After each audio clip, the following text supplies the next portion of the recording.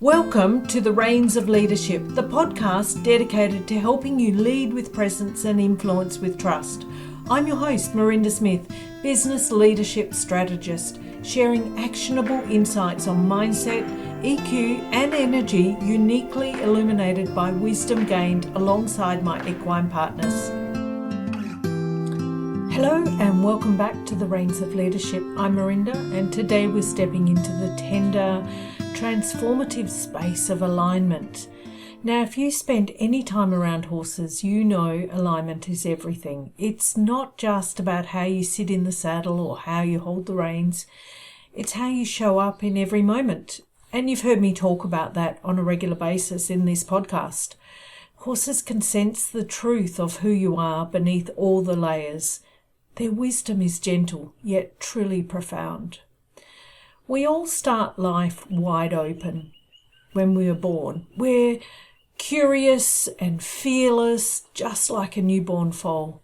But as we grow, we pick up layers, beliefs from others that help us to survive. Some serve us, but many become blinders that block our full potential. And yet asking the big question is, why do so many people put off changing themselves and going into alignment?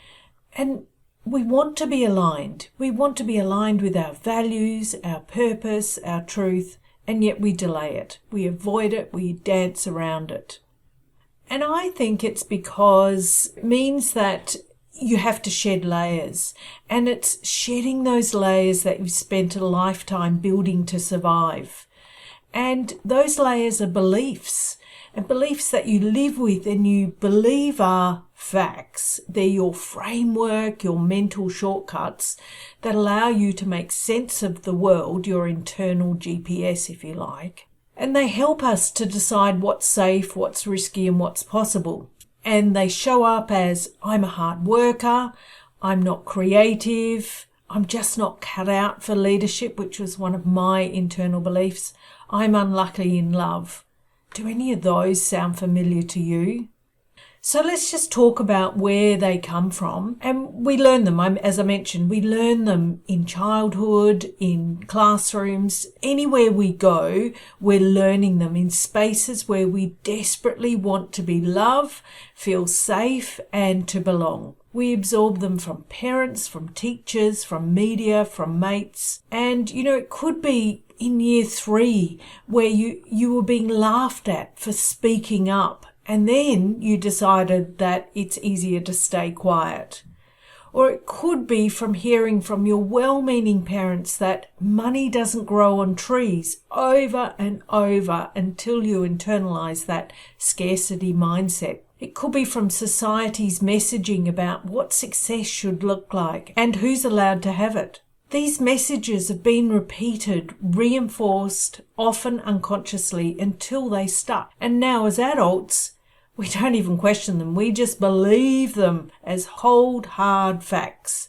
We act from them, and they become our invisible scripts driving our life, our show. Yet what happens when the beliefs stay unchecked? And here's where it gets uncomfortable. Our outdated beliefs create misalignment. They cause us to feel stuck, frustrated, or unfulfilled. Even when everything looks fine on the outside, we're putting up this great big show of feeling fantastic, looking fantastic, doing it all, a bit like scrolling on socials.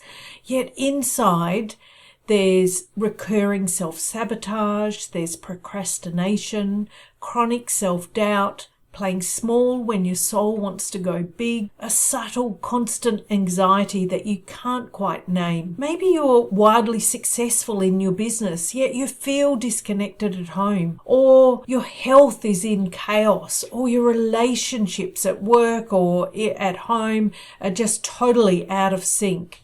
That's not a failure, it's a sign. They're all signs that somewhere you're out of alignment with your truth. Alignment is in our control, even when life throws things at us that aren't. When I work with my horses, they remind me of this every day. They aren't worried about yesterday or tomorrow. They're present. And when I'm out of alignment, they feel it. They challenge me to come back to myself, to lead from within. Let's talk about the mirror effect. Everything in our outer world mirrors something happening in our inner world. That could be your relationships, your leadership, your team dynamics. They're all reflecting the beliefs that you're holding, whether you realize it or not. And the equines teach me that authenticity isn't a luxury, it's a necessity.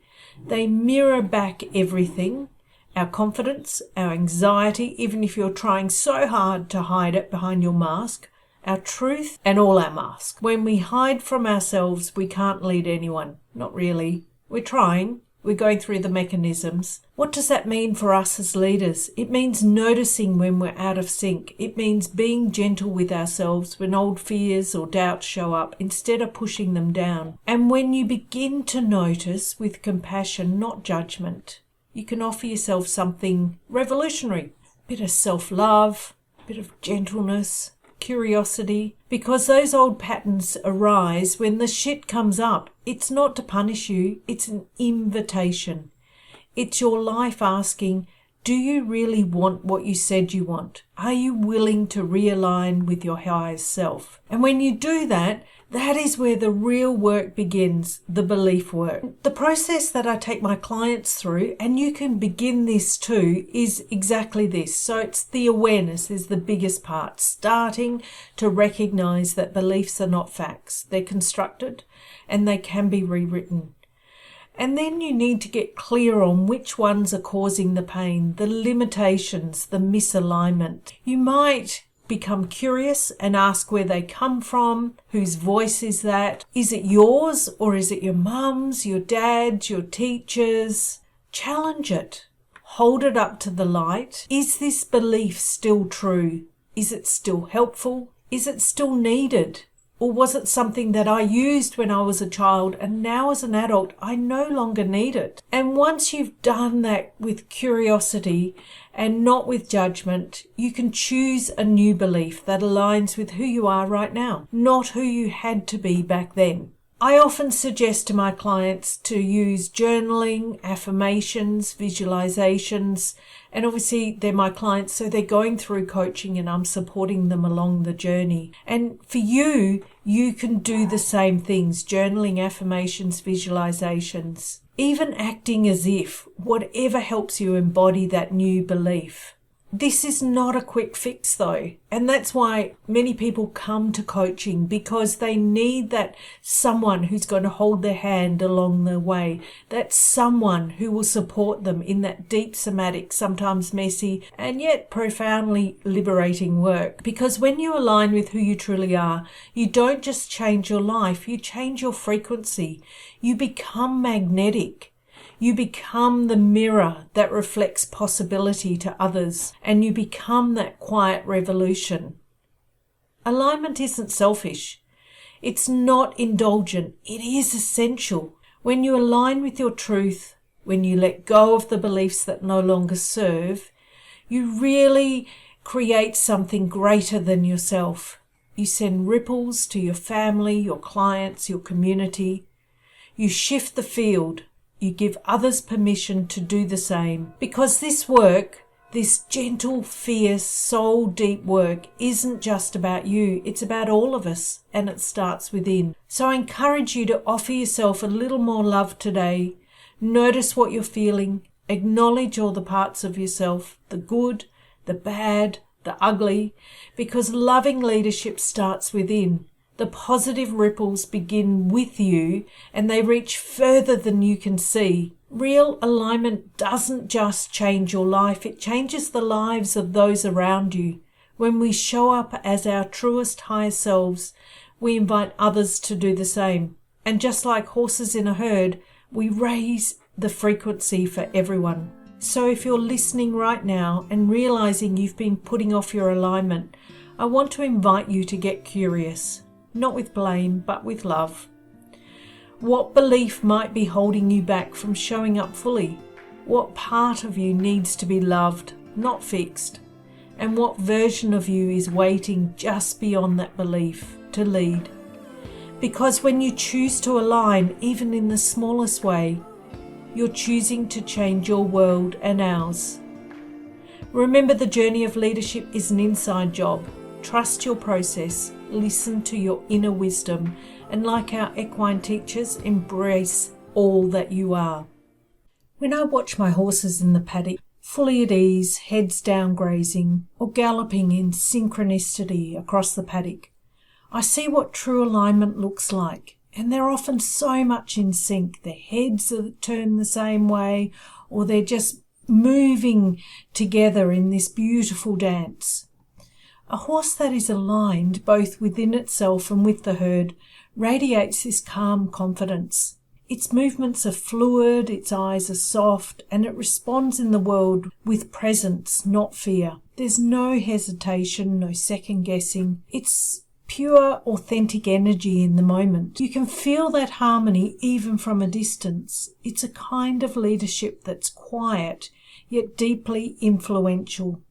The rest of the herd feels it, trusts it, and naturally follows the lead. And horses also are deeply attuned to dissonance, both in themselves and in us. And so when a horse is out of alignment, you'll notice that restlessness, you'll notice that alertness, and it may be a flick of the tail or a pinned ear or a sideways glance, the head up. There's tension in the body, a reluctance to trust or move forward. And the same is true when we show up out of alignment. If I step into the arena with a scattered mind or a disconnected heart, my horses will sense it instantly. And sometimes they turn away or refuse to engage. Sometimes they mirror my own tension right back to me. And it's their way of saying, come back, get present, find your center. In those moments, the lesson is clear. Authentic leadership starts with self-alignment. You'll see it time and time again. It will show up in your team and in your leadership. The more grounded and genuine we are, the more willing our team and our horses are going to connect and follow.